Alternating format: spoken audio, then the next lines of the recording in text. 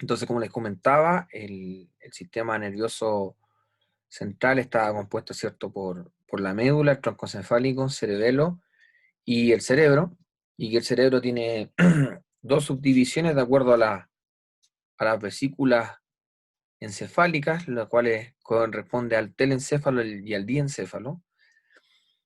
Ambos se empiezan a formar de manera paralela, pero después el telencéfalo termina cubriendo al diencéfalo y lo deja como en el fondo, en el centro del cerebro. Y el diencéfalo tiene mucha relación con este cerebro emocional, con este cerebro que tiene que ver con lo autonómico, con lo que yo no puedo controlar. Mientras que el telencéfalo tiene que ver más con lo voluntario. Por eso uno dice, aplícale corteza, aplícale raciocinio, aplícale lo que tú puedes decidir. Pero el diencéfalo no tiene la capacidad de decidir, sino que en el fondo reacciona de acuerdo a cómo se está comportando el medio externo e interno. Pero si la corteza puede controlar al diencéfalo en distintos aspectos, no sé, me nació la rabia y quisiera insultar al profesor de anatomía porque pasa mucha materia, pero la corteza me dice que no, porque si lo hace, yo puedo generar cargo en contra del estudiante, ir a dirección a reclamar, o viceversa, que yo le falte el respeto a ustedes.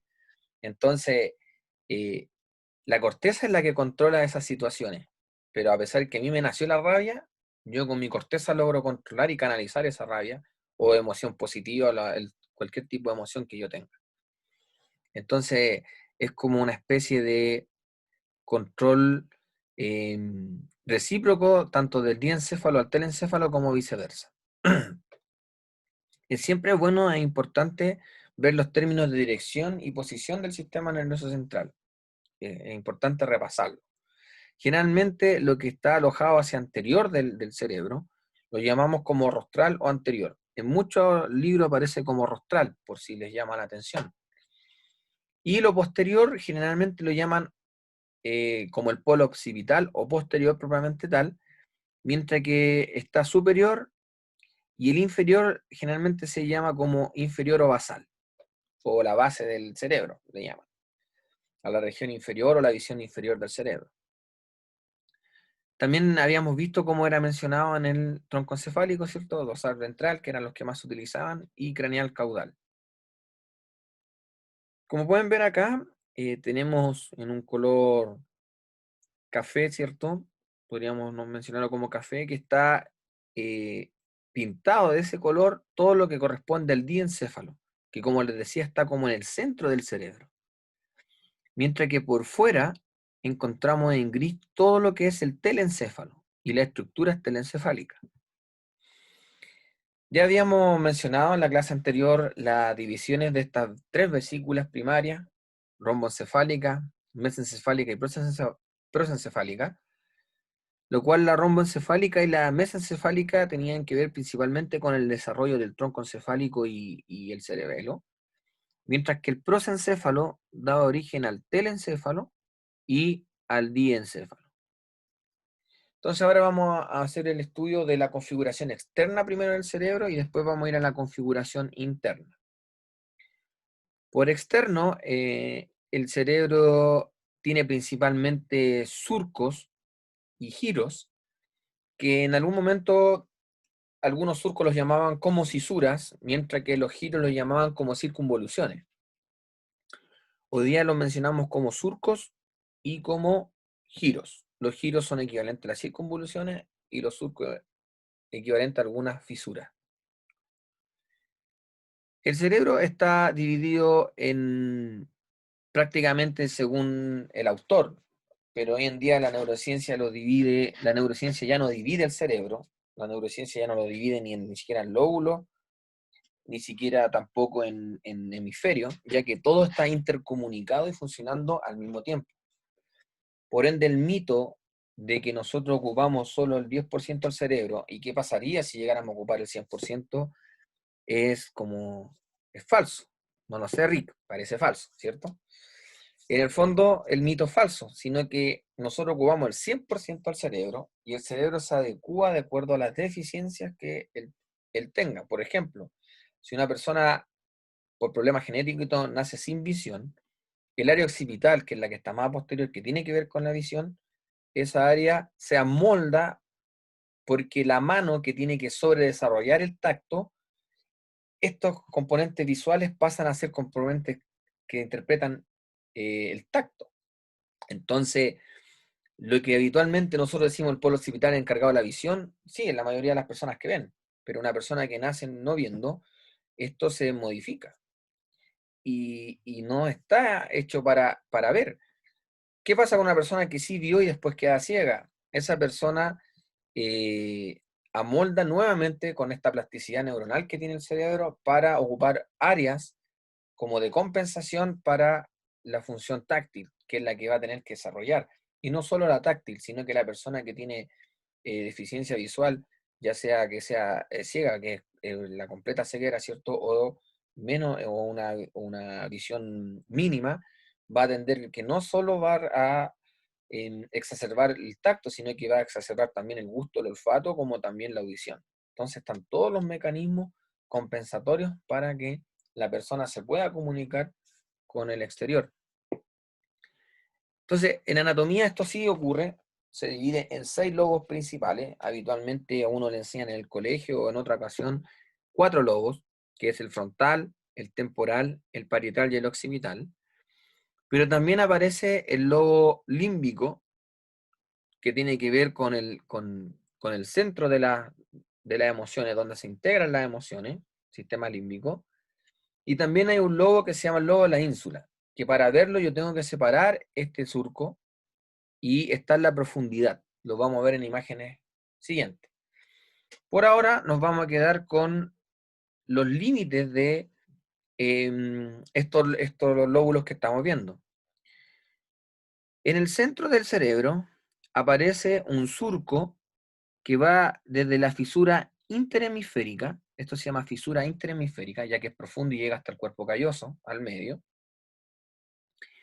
Esta fisura interhemisférica, entre los hemisferios, ¿cierto? Desde ahí nace un surco que desciende y llega prácticamente a este surco que se llama el surco lateral. Aquí en la imagen no aparece que llega hasta el final, pero generalmente en los cerebros que a mí me ha tocado estudiar siempre llega hasta el final. Va desde la fisura, perdón, desde la fisura interhemisférica hasta el surco lateral. Y es súper fácil de identificar ya que es el único surco que va desde esta fisura hasta el surco lateral. Todo el resto de los surcos quedan descontinuados. Por ejemplo, aquí inicia un surco y ahí quedó descontinuado. Aquí hay un surco que está al medio, pero no llega ni a la fisura ni a la fisura lateral. Este surco parte un poco más hacia lateral de la fisura y llega hasta cierta región. Entonces, el surco central nos permite identificar un área anterior y un área posterior del cerebro. La área anterior, que es la frontal, o el lobo frontal, que está como un color rosáceo o rosado, por lo menos el que veo yo desde mi computador, está asociado principalmente al lobo frontal y que es eminentemente motor. Y eminentemente motor significa que gran parte de él es un cerebro de ejecución, no de recibir información. Mientras que del surco central hacia posterior tenemos un cerebro, aquí está el surco central, tenemos un cerebro que es netamente o eminentemente sensitivo, que llega información.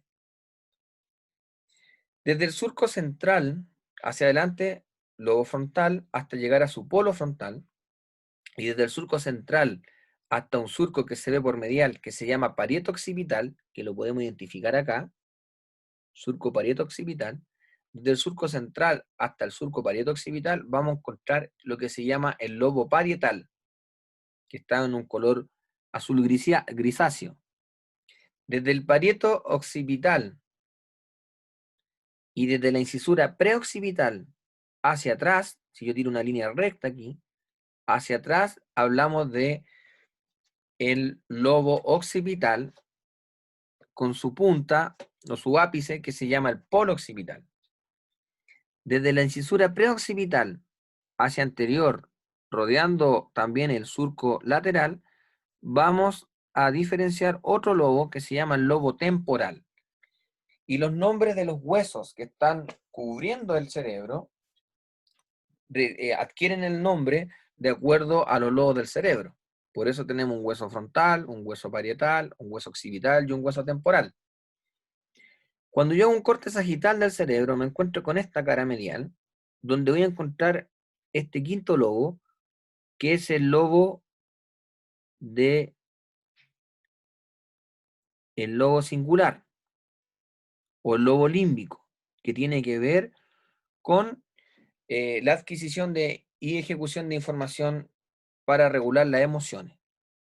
Aquí en una cara basal vemos solo una parte de este lobo, el lobo límbico, donde se ve principalmente el giro hipocampal. Y aquí en el centro, como pueden ver, se ve el mesencéfalo y aquí se ven algunas estructuras diencefálicas que están en el centro del cerebro. Aquí vemos un cerebro real, un cerebro fresco, que fue retirada toda su aracnoide y su vía madre, para dejar claramente los surcos a la visual y también los giros. Como les comentaba anteriormente, por ejemplo, aquí tengo un surco que nace de la fisura interhemisférica, pero llega hasta ahí nomás, no avanzó más. El de acá podríamos decir que nace hasta aquí, se va para acá y va a llegar hasta por acá, pero no va a llegar hasta al surco lateral. No así este surco, que es el surco central, que se dirige desde la fisura interhemisférica hasta el mismo surco lateral. Entonces, desde este surco, que es el surco central hacia anterior, tendríamos el lobo frontal, mientras que de este surco, que es conocido como el surco parieto-occipital hacia posterior, vamos a tener el lobo occipital, y entre el surco central y el parieto-occipital vamos a tener el lobo parietal. En una visión basal o inferior vamos a encontrar en su esplendor lo que se conoce como el lobo temporal, y vamos a ver en el centro nuevamente el mesencéfalo. Aquí vemos parte también asociada de el bulbo olfatorio, donde iba el par craneal 1.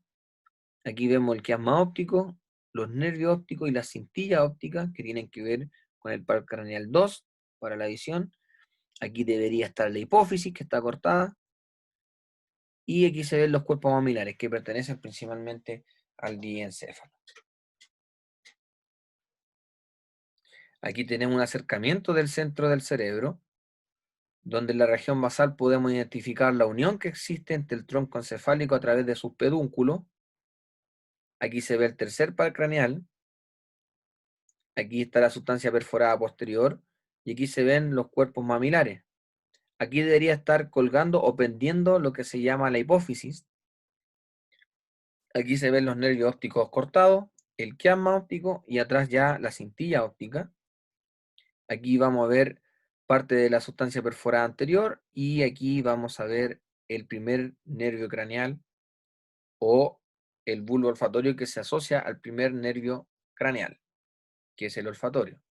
Aquí vemos el puente, incluso se ve parte del cerebelo, y aquí estaría el quinto par craneal con su raíz motora, que es el trigémino, y ahí asomadito apenas se ve el sexto par craneal que tiene que ver con la motilidad ocular también.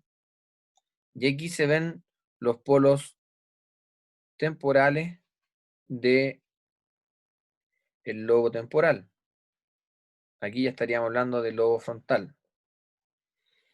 En una visión lateral podemos identificar claramente una gran cantidad de giros y surcos. Cada uno de ellos va a tener un nombre en específico. Y en esta diapositiva puse visión lateral y giro y surco para recordar el concepto de giro y surco, qué significaba un giro y qué significaba un surco. Como también es importante destacar que al separar el surco lateral me encuentro con este lobo, que es el lobo de la ínsula, donde va a tener giros cortos y también va a tener giros largos y también va a tener un giro singular, perdón, circular, un giro circular, y también va a tener un surco acá que se llama el surco central. Entonces, para yo ver este lobo, yo tengo que separar el surco lateral del cerebro. Eso sería para no dañar el cerebro. Si yo corto parte del lobo frontal, parietal y el temporal, lo puedo ver en su posición, reconociendo los giros breves o los giros cortos, el surco central de la ínsula y los giros largos de la ínsula, como también los surcos circulares. Todo este sector es lo que nosotros conocemos como el lobo de la ínsula. Entonces tendríamos un lobo frontal, un lobo parietal, un lobo occipital y un lobo temporal. Pero a esos dos le adiciono el de la ínsula y también el lobo límbico. Aquí en una visión lateral vemos los giros de los hemisferios cerebrales, los cuales van a estar asociados a distintas áreas, ya sea al lobo occipital, lóbulo temporal, frontal, parietal, etc.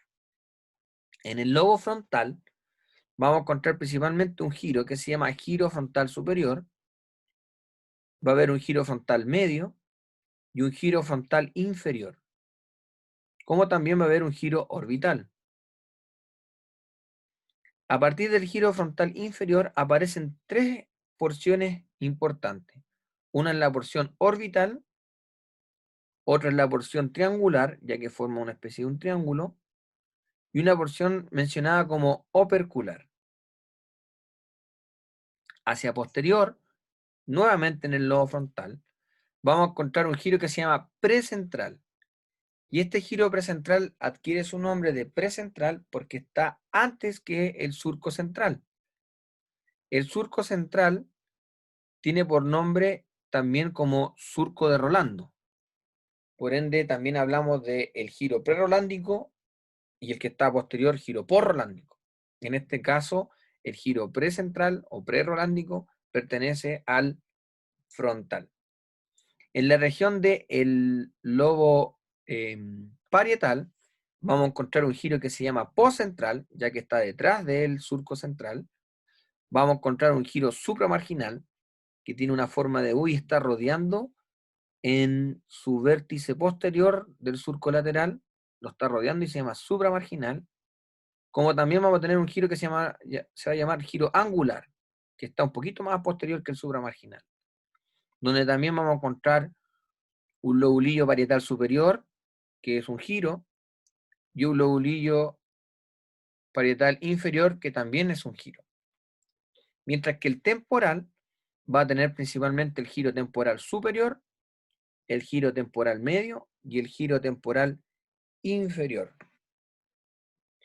Ya en una visión medial, podemos identificar el giro frontal superior, que ocupa gran parte del frontal, que es el único que se ve por la cara medial del cerebro, mientras que el giro medio y el giro inferior y precentral se ven solo por la cara lateral.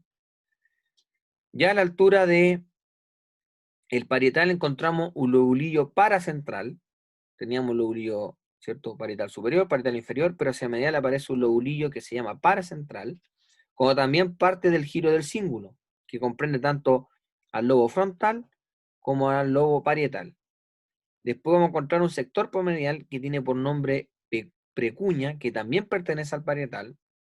Estos tres sectores pertenecen al parietal por medial, lobulillo paracentral, precuña y parte del cíngulo posterior. Y al lóbulo o lobo occipital vamos a encontrar lo que se llama la cuña, ya que acá está la precuña, que pertenece al parietal. En el temporal vamos a encontrar un giro en la región basal, vamos a encontrar un giro occipito temporal lateral y un giro occipito temporal medial, que el medial va a finalizar en un giro que se llama parahipocampal, ya que está rodeando a una estructura que se llama el hipocampo, que tiene que ver con la adquisición de la memoria a largo plazo. Y por último, hacia medial, va a finalizar en lo que se llama el uncus, que el uncus es materia gris rodeando un núcleo interno que tiene por nombre como núcleo amigdalino, que lo vamos a ver más adelante. Y aquí en el centro se ve parte del cuerpo calloso, que son fibras que van comunicando a ambas partes del cerebro, tanto hemisferio derecho como izquierdo. El fornix, que hace la misma situación, comunica a ambos hemisferios, pero en otro ámbito. Y al medio vamos a encontrar el tálamo, que pertenece a el diencéfalo. En este caso estamos estudiando principalmente la configuración externa del cerebro y principalmente lo que es el telencéfalo. Todas estas áreas del cerebro tienen algunas funciones. Y en realidad diría que no algunas, sino que muchas y variadas funciones. Antiguamente se hacía como un mapeo, como el que estamos viendo ahora, de distintas funciones cerebrales. Hoy en día se sabe que para realizar una función en específico, como por ejemplo el hablar, no solo se activa un sector en específico en el cerebro, sino que hay muchas más áreas activadas al mismo tiempo. Y esto se logró captar gracias a una nueva técnica que se llama resonancia magnética funcional, que permite recepcionar la cantidad de flujo de sangre que llega a una cierta zona que se está activando en demasía. Por ejemplo, yo tomo la resonancia magnética, le digo a la persona que hable y la sangre va a trasladarse en mayor cantidad al punto donde el cerebro se está activando. ¿Por qué? Porque las neuronas que se están activando en ese sector demandan de más oxígeno, entonces tiene que llegar más sangre. Y así se descubrió que el cerebro en el fondo funciona como una totalidad, pero en anatomía nosotros la pasamos por sectores, entonces en este caso vamos a ver funcionalidades específicas. Aquí tenemos el surco central y dijimos que hacia adelante era el lobo frontal. El lobo frontal va a tener una área o una corteza motora primaria, que es la corteza que nos permite mover los músculos voluntarios. De ahí nace la vía córtico-espinal. Pero esta vía va a estar acompañada también de una corteza motora secundaria o suplementaria y una corteza premotora. Estas cortezas que están acá planifican el movimiento para que después esta la ejecute. Y esta es la que hace descender hasta la médula espinal, y desde la médula espinal sale un axón hacia el músculo para que se pueda contraer. También en la región frontal vamos a encontrar un área de asociación que es conocida como la corteza prefrontal. Esta corteza prefrontal es la que nos permite, de alguna otra manera, tener las relaciones interpersonales de acuerdo a un contexto y de acuerdo a un objetivo y una planificación. Por ejemplo, en el contexto académico yo no podría hacer una clase diciendo puro garabato, porque no tiene, avasalla la libertad de usted, en el sentido de que usted es probable que no quieran escuchar a un docente que hable a puros garabatos. Quiero que el docente a mí me enseñe, que sea lo más menos posible.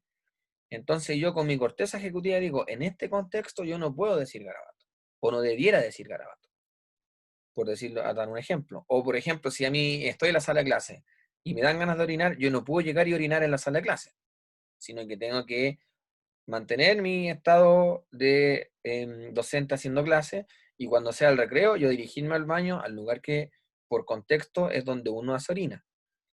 Entonces, este cerebro o corteza prefrontal es la corteza que me permite tomar las decisiones, y es donde se aloja principalmente el pensamiento. También tenemos un área que se llama el campo visual frontal, que tiene que ver con la motilidad de los ojos, de la dirección en que se mueven los ojos. Entonces, ¿qué ocurre? Que en el lobo occipital yo recepciono la información visual con la corteza visual primaria. Las cortezas visuales secundarias me ayudan a discriminar entre colores, profundidad, entre textura, y cuando yo tengo todo eso ya integrado, en el fondo ya lo tengo procesado, me envío una señal a esta área para que esta área después dirija axones hacia los músculos que pueden mover el ojo. ¿A través de qué nervio? Del tercer par craneal, el cuarto par craneal y el sexto par craneal, que son los que inervan los músculos que mueven el ojo. Desde el surco central hacia posterior tenemos un área que se llama el área somatosensorial primaria, y también hay un área somatosensorial secundaria, que permiten en el fondo recepcionar la información esteroceptiva. O sea, cuando a mí yo estoy martillando y me pegué en un dedo, esa información va a generar primero el reflejo retiro, ¿cierto? Que a nivel medular retiré el dedo del punto de dolor o el estímulo de dolor, y después uno dice, recorcholis, me pegué en el dedo. Mentira, uno nunca ha dicho así, pero, oh, me pegué en el dedo. Y es cuando uno ya pensó en lo que ocurrió, esa información ya llegó a este sector.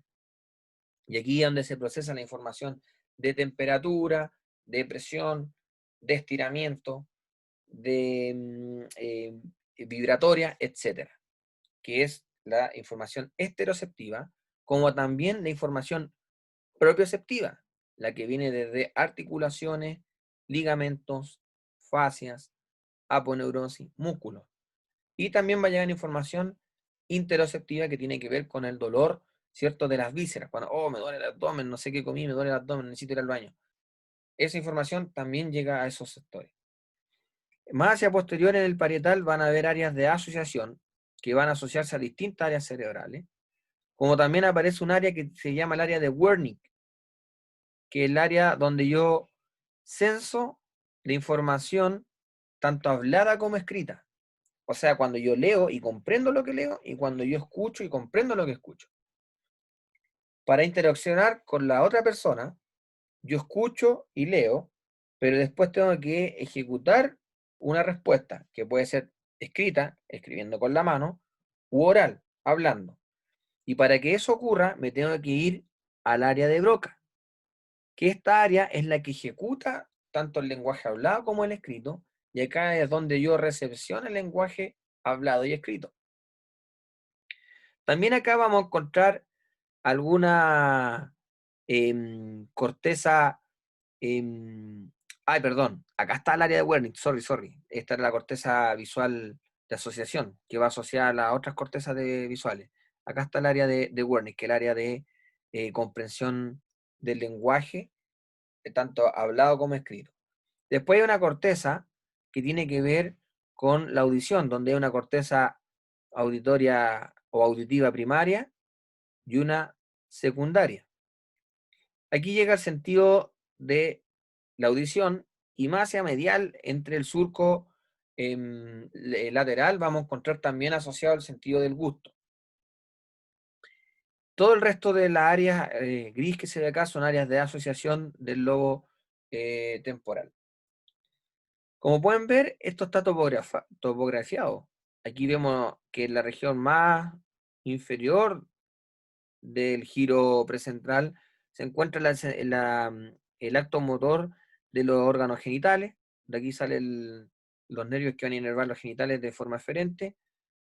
Hay una representación de la cara, ya que la motilidad de la cara tiene una gran cantidad de axones que llegan a él. La mano también tiene una representación bastante grande, ya que la mano genera motricidad fina.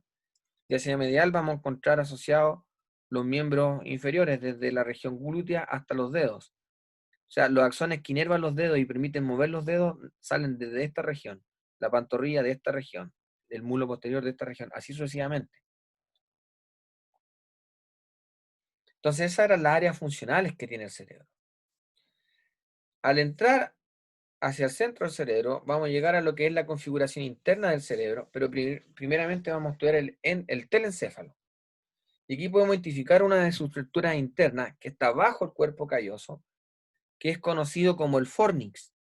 Y aquí vemos una división inferior tras retirar las porciones basales del encéfalo. O sea, aquí retiramos parte del temporal y podemos ver cómo el fornix, que es una estructura principalmente de fibras blancas, ¿cierto? De fibra de sustancia blanca, donde va a tener una columna, parte con los cuerpos mamilares que no pertenecen al fornix, pero están asociados, parte con la columna, después el cuerpo, y termina en la fimbria del hipocampo, lo que se conoce como también asociado al giro dentado. Entonces es una estructura que parte en el centro y como con forma de C se dirige a los lobos temporales y en su región más posterior va a tener una comisura que se llama la comisura del fornix. Aquí podemos ver el fornix nuevamente, asociado también al cuerpo calloso en la parte superior, donde el cuerpo calloso es conocido como la gran comisura blanca, ¿cierto? Que en el fondo tiene una región que es conocida como el rostro, una rodilla, un tronco o un cuerpo y un esplenio. Cuerpo calloso permite comunicar tanto el hemisferio derecho como con el hemisferio izquierdo y viceversa. Son fibras que cruzan de un lado al otro. Aquí en el centro tenemos el tálamo, que pertenece al diencéfalo, y aquí alrededor del tálamo y bajo el cuerpo calloso encontramos el fornix, que se dirige hacia lateral, hacia la fimbria hipocampal, el giro dentado, llegando a lo que se conoce como el giro parahipocampal, también conocido como el uncus. Entonces aquí estamos hablando del centro del cerebro.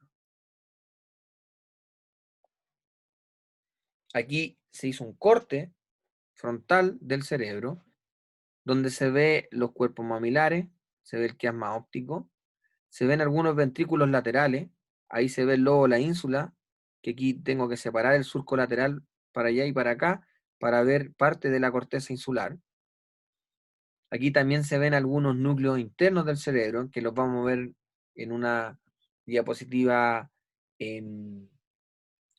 posterior. Y vemos también una comisura que se llama la comisura blanca anterior, o comisura anterior, que comunica fibras de un lado hacia el otro, pero principalmente del sistema olfatorio. O sea, permite que el sistema olfatorio derecho se integre con el del izquierdo, y en su esplendor también se ve parte del tronco encefálico con sus respectivos nervios craneales. Aquí tenemos una visión superior, tanto del fornix como del hipocampo. Aquí fue cortado el cuerpo calloso. El cuerpo calloso va desde aquí, unido hasta acá, por sobre esta estructura. Aquí vemos parte del tálamo, que pertenece al diencéfalo, lo vamos a estudiar un poquito en un ratito más. Y aquí vemos las columnas del fornix, hacia anterior. Aquí vemos un septo que se llama el septo pelúcido. Aquí un espacio que son los ventrículos laterales, su porción o su cuerno frontal, que vamos a tener una clase exclusiva de los ventrículos. Aquí vemos las columnas del fornix. Aquí vemos el cuerpo del fornix. Después hacia posterior vemos el pilar del fornix y después llegamos a la fimbria del hipocampo, asociada también con el giro dentado y el hipocampo propiamente tal hacia lateral. El hipocampo tiene una función bien primordial, que ocurre que durante el día, cuando yo estoy adquiriendo información de cualquier tipo, la adquiere primero la corteza. Por ejemplo, cuando yo estoy aprendiendo, primero es la corteza la que está recepcionando la información.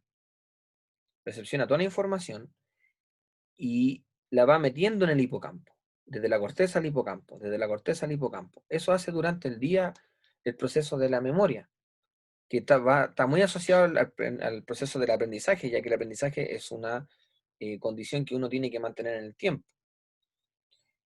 Entonces, ¿qué ocurre? Cuando llega información a mi hipocampo, que la misma corteza me la está dando durante todo el día, o mientras yo estoy aprendiendo, durante la noche cuando yo duermo, o cuando yo debería de dormir, el hipocampo, esta información que le llegó, la vuelve a enviar a la corteza para consolidar eso que yo aprendí o para consolidar la memoria. Entonces el sueño dentro del proceso de aprendizaje es súper importante, porque yo en el sueño logro consolidar la memoria. No sé si les pasó alguna vez en el colegio, pero que de repente estudiaban hasta, no sé, pongámosle 12, 1 de la mañana, y el otro día tenían una prueba de X cosa, y en la mañana se levantaban y era como que tenían todo en la cabeza, como que, bueno, a mí por lo menos me pasaba eso, decía, oh, me acuerdo todo lo que estudié anoche, pero ¿por qué me acuerdo? Qué extraño. Y uno como que lo encuentra incluso extraño, y es ¿por qué? Porque en la noche tú te acostaste pensando en el estudio, y por ende, como te contaste en esa condición, el cerebro el cerebro trabaja toda la noche en consolidar la memoria. Entonces, en el fondo, el cerebro nunca deja de estar activado. También vemos asociado hacia el lateral del hipocampo estos espacios que en el fondo son los ventrículos laterales, tanto en el área temporal como su cuerno o hasta occipital. Ahí tenemos el cuerpo calloso cortado, como había dicho anteriormente, y aquí está la comisura del fornix. Después vamos a ver lo que es una comisura.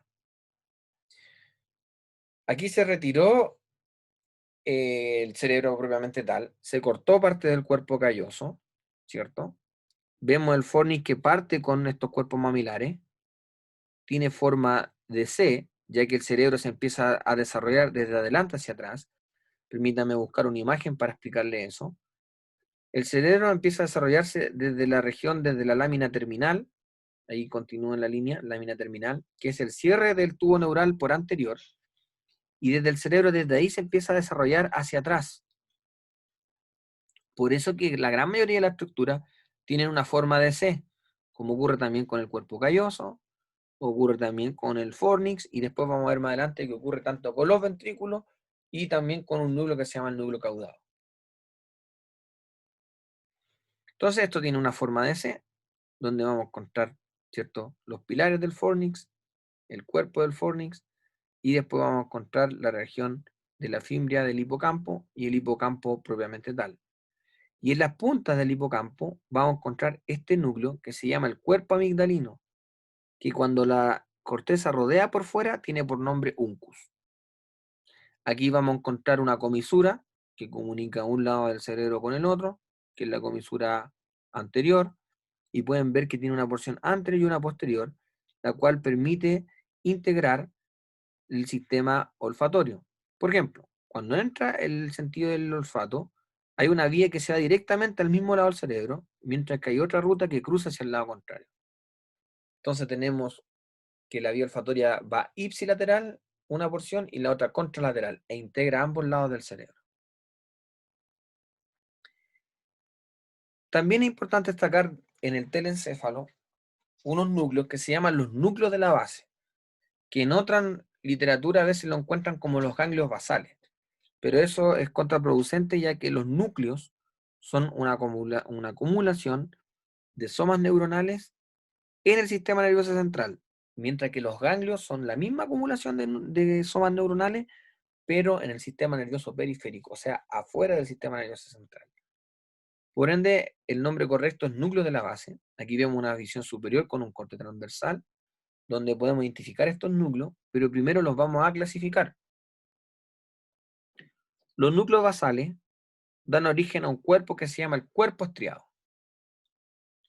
Este cuerpo estriado está compuesto por el estriado y el núcleo lentiforme. El estriado es la suma del núcleo caudado más el putamen, mientras que el núcleo lentiforme, lentiforme como forma de lenteja, lentiforme está asociado al globo pálido con el putamen. Como pueden ver, el putamen es un núcleo que está participando tanto en el estriado como en el núcleo lentiforme. Entonces, esta es la clasificación que habitualmente vemos en la literatura de los núcleos de la base. Ahora los vamos a identificar. Por anterior, encontramos la cabeza del núcleo caudado, que está asociada al ventrículo lateral en la región frontal. Por posterior encontramos el tálamo, que esto no pertenece a los núcleos de la base, pero sí pertenece al diencéfalo. Hacia lateral encontramos el putamen y el globo pálido. Putamen por lateral y globo pálido por medial, que a la vez se divide en una porción lateral y una medial. Por eso aquí sale M y L, lateral, medial. Más por fuera sale otro núcleo que no pertenece a los núcleos de la base, que es el núcleo del, se llama claustro, y este claustro, que es esta línea gris que se ve, que también está acá, no tiene una función todavía determinada, está todavía en estudio. Y aquí se forman unas cápsulas entre estos núcleos, como por ejemplo la cápsula interna, la cual va a tener un brazo anterior, una rodilla y un brazo posterior. Brazo anterior, que es netamente fibras motoras, o sea, van descendiendo, una rodilla y un brazo posterior, que son fibras que vienen ascendiendo, o sea, vienen subiendo. También vamos a encontrar otra cápsula, que es la cápsula externa, que está entre el claustro y está entre el putamen. Esto es lo que se conoce como cápsula externa. Y por último hay una cápsula extrema, que está entre el claustro y la corteza de la ínsula. Ahí dice corteza de la ínsula. Entonces, esto es lo que nosotros llamamos núcleo de la base. Aquí tenemos un corte frontal donde podemos identificar los núcleos de la base. Pero antes de identificar, vamos a contextualizar. Primero, aquí encontramos el cuerpo calloso, que son fibras que están comunicando el hemisferio derecho con el izquierdo. Aquí estaría la fisura interhemisférica. Aquí encontramos los ventrículos laterales. Aquí está el fornix cortado, que estaba bajo el cuerpo calloso. Aquí en el centro encontramos el tálamo, y el tálamo en la pared lateral del tercer ventrículo. Todo está en el centro del cerebro. Tenemos el cuerpo del núcleo caudado. La cabeza está más hacia anterior, el cuerpo está más hacia posterior. Aquí tenemos la cápsula interna descendiendo. Aquí están los núcleos mamilares. Por fuera se llaman cuerpos mamilares. Acá adentro están los núcleos mamilares. Y aquí tenemos los núcleos basales. donde está el putamen más hacia lateral y el globo pálido más hacia medial, que se divide en una porción lateral y una porción medial. Y más hacia lateral vamos a encontrar el claustro. Hacia inferior acá encontramos el asta temporal del ventrículo lateral. Después vamos a ver por qué tiene un asta temporal, tiene un asta también occipital y una frontal, como también un cuerpo. Lo vamos a ver en la siguiente clase. Aquí vemos el lobo temporal con el hipocampo, que el hipocampo es una estructura que se sobreenrolla en sí mismo. Y aquí encontramos la fimbria del hipocampo, aquí el giro dentado, entre otras estructuras. Entonces aquí vemos el ventrículo lateral, lo vemos sobre los núcleos basales. Vemos que también tiene una forma de C, como lo pueden ver, tiene forma de C este ventrículo, donde va a tener un polo o un cuerno frontal, un cuerno occipital y un cuerno temporal. Y vean que el núcleo caudado, que es parte, ¿cierto?, de los núcleos de la base, también tiene una forma de C, finalizando en el núcleo o cuerpo amigdalino. Después acá en el centro vamos a encontrar el globo pálido y el putamen. El putamen, recuerden que iba más hacia lateral y el globo pálido más hacia medial. Y acá en amarillo encontramos el tálamo, que pertenece al diencéfalo. Acá en Néter, esto es OTA, acá en Néter, podemos encontrar la misma situación, pero aquí se le sacó los ventrículos laterales, donde encontramos el núcleo lentiforme, que estaba compuesto principalmente por el globo pálido y el putamen. Acá encontramos el núcleo caudado, que está compuesto por una cabeza, un cuerpo y una cola. Acá en rojo encontramos el tálamo, que tiene que ver con el diencéfalo, y este espacio que queda entre el caudado y el tálamo va a descender lo que se llama la cápsula interna, que son fibras que vienen ascendiendo o descendiendo. Ya entrando al diencéfalo, que está en el centro del cerebro, eso, todas las estructuras que vimos anteriormente, la gran mayoría pertenecen al telencéfalo, pero en el diencéfalo encontramos una estructura primordial y central que se llama el tálamo. Y a partir del tálamo se adquieren todos los otros nombres, como por ejemplo anterior e inferior está el hipotálamo, donde encontramos un receso supraóptico y un receso infundibular, ya que aquí este es el tercer ventrículo, que está conectado a través del acueducto mesencefálico al cuarto ventrículo, que apenas se ve aquí la puntita del cuarto ventrículo. Aquí está el puente y aquí está el mesencéfalo, ahí están los colículos. Entonces aquí encontramos la lámina terminal, que es el punto de cierre del tubo neural hacia anterior. Sobre ella encontramos la comisura anterior y bajo ella el quiasma óptico, por eso este se llama receso supraóptico. Y también tenemos un receso infundibular, ya que esta región se llama el infundíbulo, que va a formar el tallo cerebral, el tallo hipofisiario, para descender más inferior y degenerar a lo que se llama la hipófisis, con su hipófisis anterior y posterior, que están descansando en la silla turca, o en la fosa hipofisiaria, que es parte del hueso esfenoide, y ahí se ve parte del seno esfenoidal. Entonces, a partir del tálamo nacen todos estos nombres, o regiones, mejor dicho, que es conocida como el hipotálamo, el subtálamo, el epitálamo, y hay una parte que acá no la podemos identificar que se llama el metatálamo, que se comprenda en los cuerpos geniculados lateral y medial. Pero a partir del tálamo, de esta estructura céntrica, que es donde llega la mayor cantidad de información aferente, y que después la traslada a distintas partes de la corteza, es la que se adquiere el nombre de todo el resto de la estructura. Entonces vamos a repetir: tálamo, hipotálamo, subtálamo, epitálamo y el tálamo. ¿Qué estructuras comprenden el epitálamo? Principalmente la comisura avenular y la comisura posterior, como también la glándula pineal que la habíamos conversado, que regulaba principalmente los ciclos circadianos. En el fondo, los ciclos de sueño y vigilia, ya que libera una hormona que, o más bien un neurotransmisor u hormona que regula principalmente a estructuras del tronco encefálico y que permite generar el sueño. Aquí vemos en su contexto una visión medial del diencéfalo, donde encontramos el tálamo acá, su adhesión intertalámica, que en el fondo se adhiere al otro tálamo, por eso se llama adhesión intertalámica, une a los dos tálamos.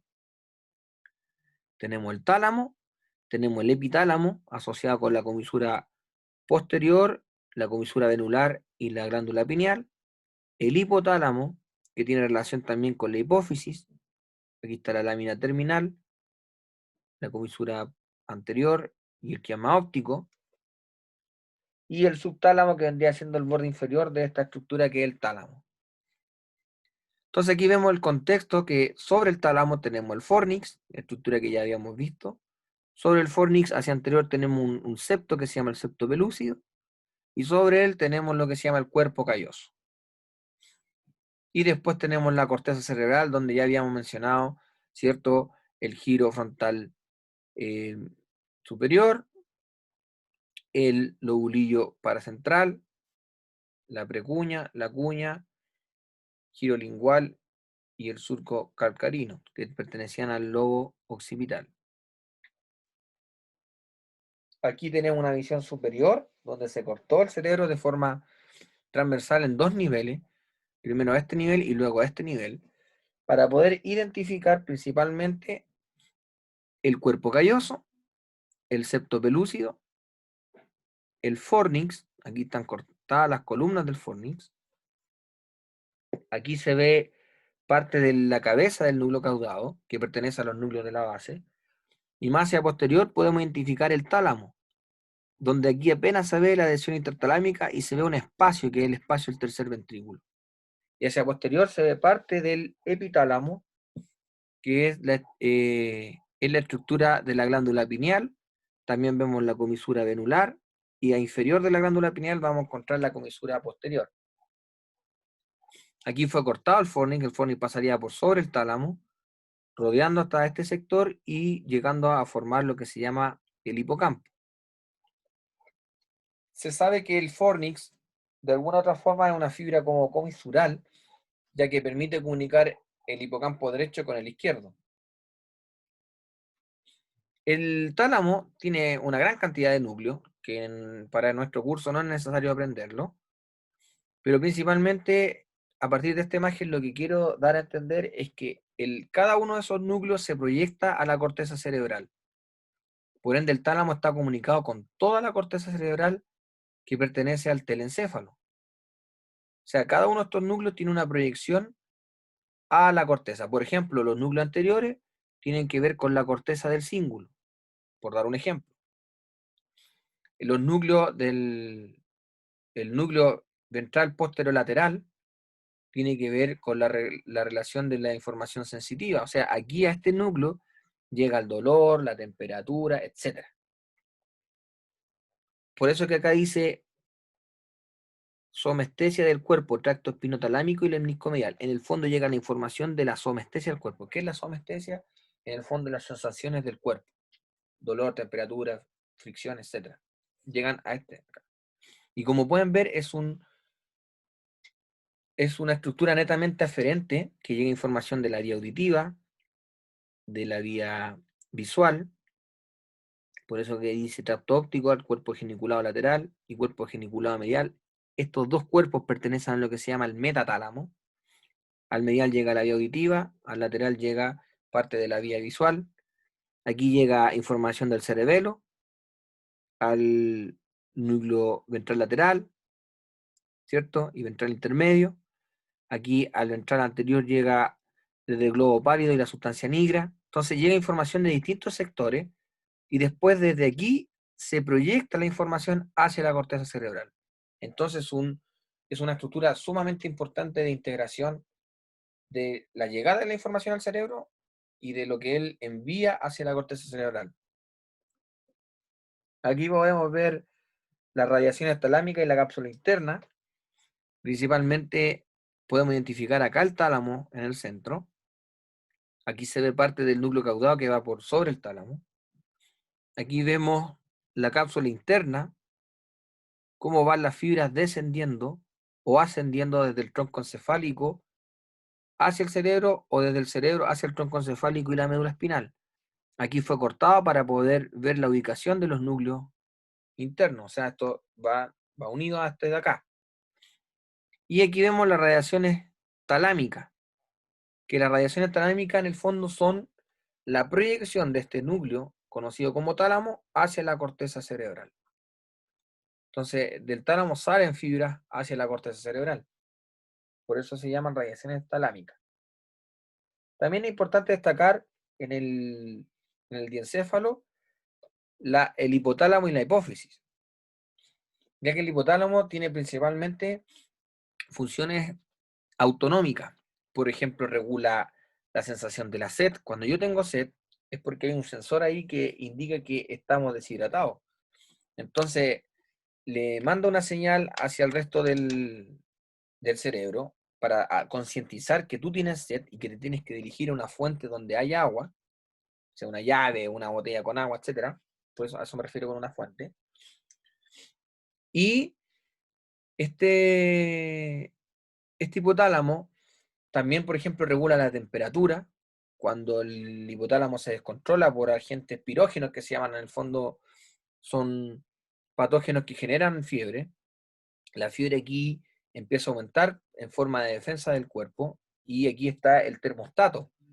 Por ejemplo, cuando hace frío y hay piloerección o empiezan a tiritar los músculos, desde aquí nace esa información, desde el hipotálamo.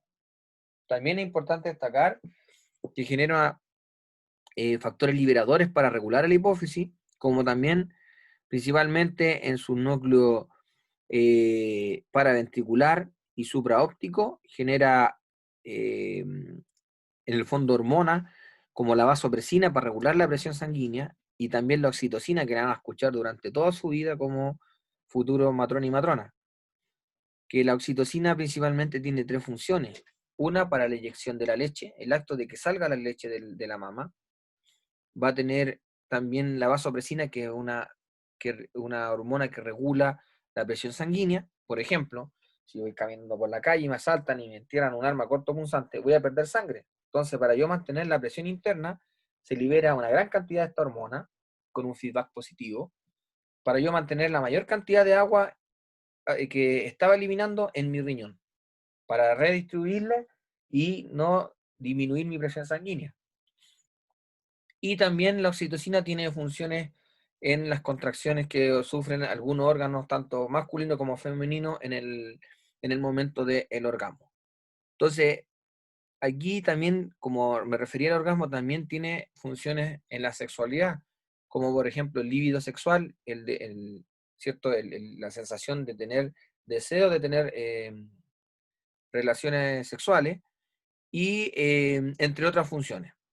Entonces el hipotálamo es sumamente importante en todo lo que son las eh, relaciones respecto a lo que es lo autonómico, lo que yo no puedo controlar, pero la corteza es la que sí podría amortiguar ciertas conductas, pero no, por ejemplo, el alza de la temperatura o el acto de mantener más líquido en el cuerpo o que la leche salga o no salga, porque todo depende de que si el bebé está amamantando, la leche va a contraerse el músculo liso y lo va a arrojar la leche hacia el exterior, y eso yo como madre no lo podría controlar.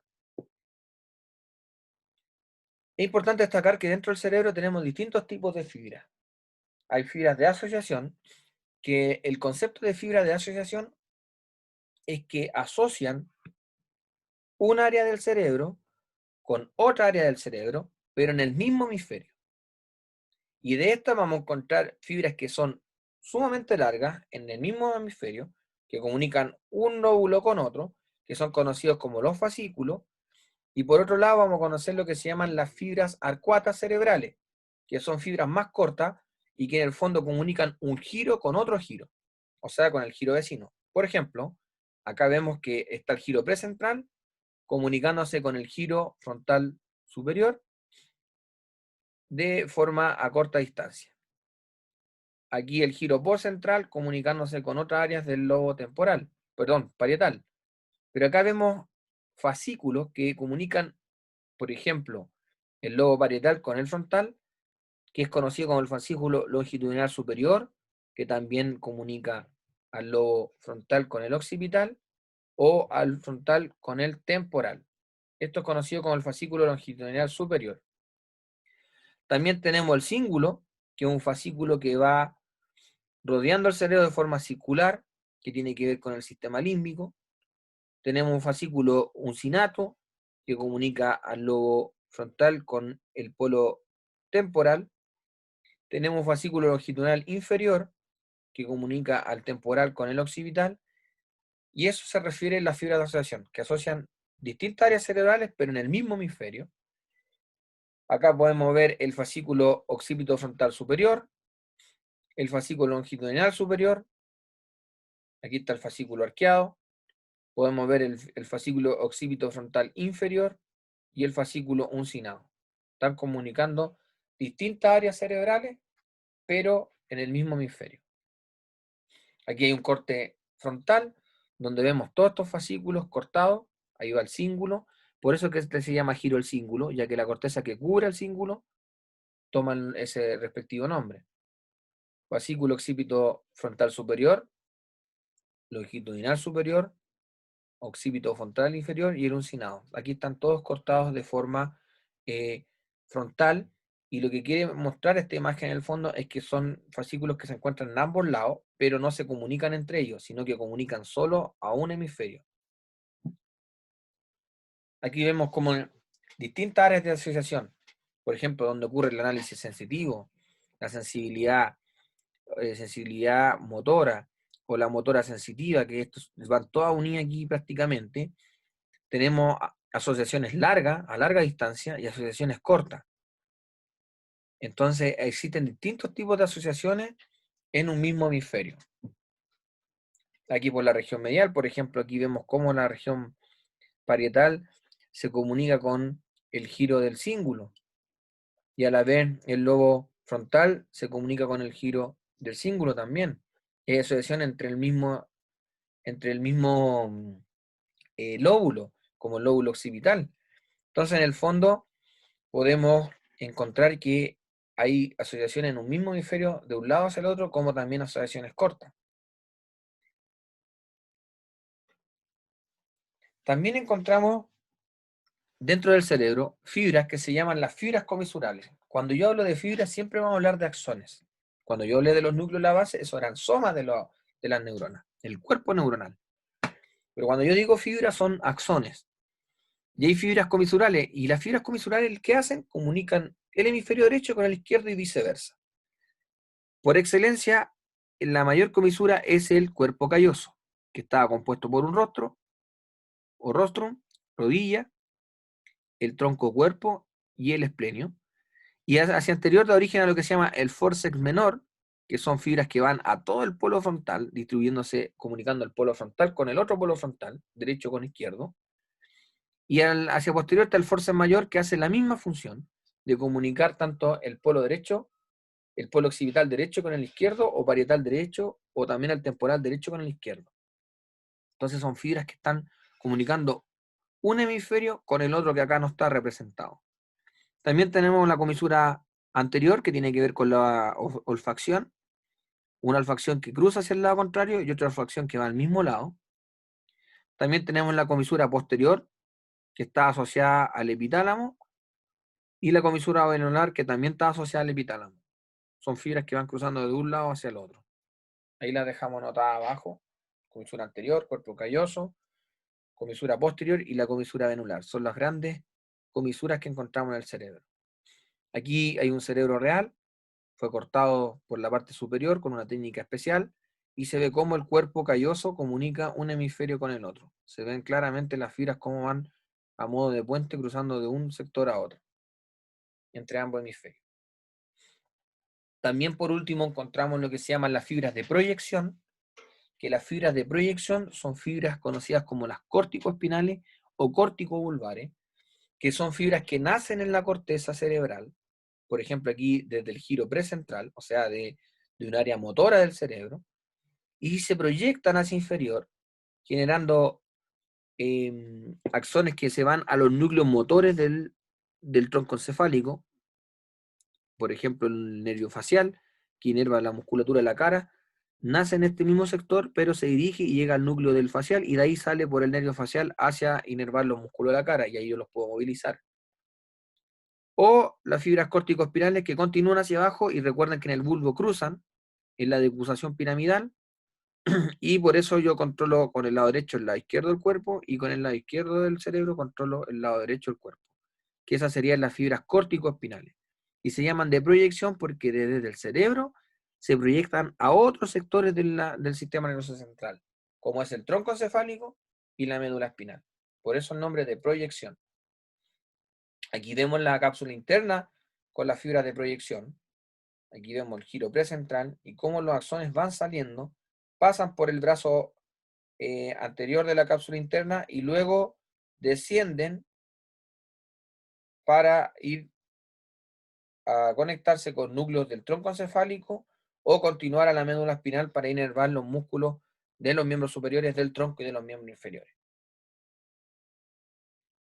Aquí vemos la cápsula interna, cómo se distribuye respecto a cómo descienden las fibras. Por ejemplo, en el sector de la rodilla van fibras para los músculos del ojo, los músculos de la laringe, los músculos de la faringe, los músculos de la lengua y el paladar, los músculos masticatorios van en todo este sector de la rodilla. Los músculos de la lengua acá estaban, todo este sector, estos eran los músculos del paladar, me había equivocado. Y desde aquí hacia abajo podemos encontrar ya los músculos de la región facial, los músculos de los miembros superiores, tronco, miembros inferiores, hasta llegar a los músculos de las vísceras, principalmente vejiga urinaria y del recto hacia posterior. Entonces, cuando hay un accidente vascular y en este sector que se llama la cápsula interna deja de llegar irrigación, puede estar afectado cualquiera de estas estructuras que le deje de llegar sangre.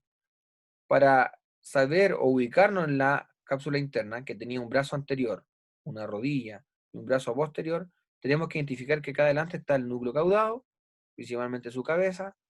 Acá está el núcleo lentiforme, con el putamen, el globo pálido lateral y el globo pálido medial. Acá atrás está el tálamo. Acá está el claustro. Y acá está la corteza, la ínsula. Por ende, esta es el surco lateral, que es el que yo separo para ver la corteza, la ínsula. Aquí iría la cápsula extrema, aquí iría la cápsula externa y aquí sería la cápsula interna. Y aquí vemos la fibra de proyección, ¿ven? Vienen desde la corteza, descienden por la cápsula interna, tiran expansiones a los núcleos motores del tronco encefálico y en la altura del bulbo cruzan en la decusación piramidal para trasladarse de forma contralateral. O sea, en el fondo, nazco en el lado izquierdo o me origino en el lado izquierdo, pero controlo el lado derecho del cuerpo y viceversa. Me origino en el lado derecho y controlo el lado izquierdo del cuerpo, a través de esta gran decusación que es la decusación piramidal. Y eso sería cerebro. Estaríamos ok con lo que es sistema nervioso central. Todo lo que viene desde aquí en adelante va a ser irrigación, meninges, como también el sistema ventricular, también cómo se dirigen los nervios hacia los respectivos lugares de órganos blancos, y vamos a cerrar con el sistema nervioso autónomo. También me faltó un detalle, mencionar que vamos a ver los órganos de los sentidos y cómo estos se relacionan con el sistema nervioso central. Así que quedan aún 4 clases de sistema nervioso, donde vamos a ver principalmente lo que le acabo de decir.